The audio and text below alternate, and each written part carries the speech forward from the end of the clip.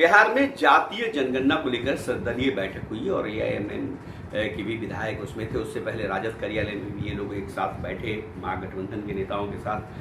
सर्वदलीय बैठक को लेकर के कई बातें सामने आ रही है और बीजेपी के कई लोग ये भी कह रहे हैं कि रोहिंग्या या बांग्लादेशी जो लोग हैं उनका जाति की जनगणना नहीं होनी चाहिए।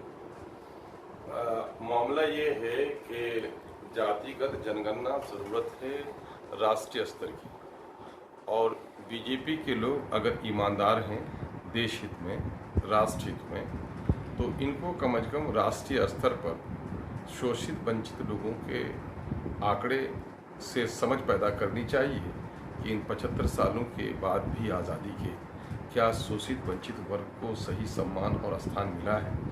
लेकिन सबका साथ सबके विकास की बात ये करते हैं, लेकिन सबके सामाजिक आर्थिक शैक्षणिक आकलन से घबराते हैं। इसके माने इनकी नीयत अच्छी नहीं है। मैं कहता हूँ कि अगर बीमार है कोई और आप हकीम हो, डॉक्टर हो, तो आखिर उसकी पैथोलॉजी रिपोर्ट को देखने से, उसके एक्सरे, उसके अल्ट्रासोनोग्राफी से घबराते क्यों हो? इसके माने अगर उसे नहीं देखना चाहते हो तो इसके माने ये कि उसका सही इलाज नहीं करना चाहते हो। राष्ट्रीय स्तर पर तो बीजेपी की यही मंशा है। मैं बिहार के तमाम तर सियासी पार्टियों को मुबारकबाद देता हूं और मैं बिहार की जनता का आभार प्रकट करता हूं कि बिहार की जनता का दबाव ऐसा है कि जाति एक हकीकत है, चाहे वो जिस धर्म के मामले हो, हिंदू हो, मुस्लिम हो, सिख हो, ईसाई हो, जाति सबके यहाँ है। और जाति के आधार पर लोगों की सामाजिक, आर्थिक और शैक्षणिक स्थिति का भी बहुत हद तक निर्भरता है, क्योंकि जातियों से गरीबी का भी बड़ा रिश्ता जुड़ा हुआ है। इसलिए जाति आधारित जनगणना के लिए बिहार के विधानमंडल में सर्वसम्मत फैसला हुआ। सब लोग मिलकर प्रधानमंत्री के पास गए और कल माननीय मुख्यमंत्री की अध्यक्षता में सब लोगों ने सर्वसम्मत एक फैसला लिया है।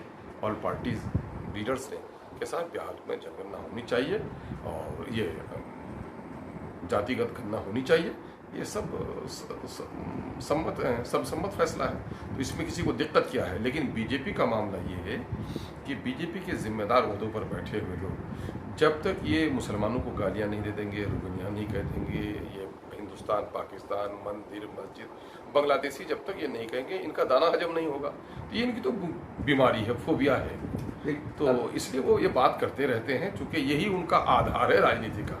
उनको न देश के न राष्ट्र के हित में कुछ काम करना है, उनको इसी किस्म के उन्माद को फैलाकर सत्ता हथियाना है। इसलिए वो अपने सत्ते के हथियार को इससे तेज करते हैं। सर, बिहार में एमएलसी का चुनाव है। राष्ट्रीय जनता दल ने 3 उम्मीदवार खड़ा कर दिया है। संख्या के हिसाब से अगर देखें तो राजद को जरूरत होगी और विपक्षी एकता दिख रही है जातीय जनगणना में। क्या इसमें विपक्षी एकता दिखेगी आपको? नहीं, मैं तो देखता हूँ कि सदन में अब तक विपक्ष की एकजुटता है, देखी जा रही है।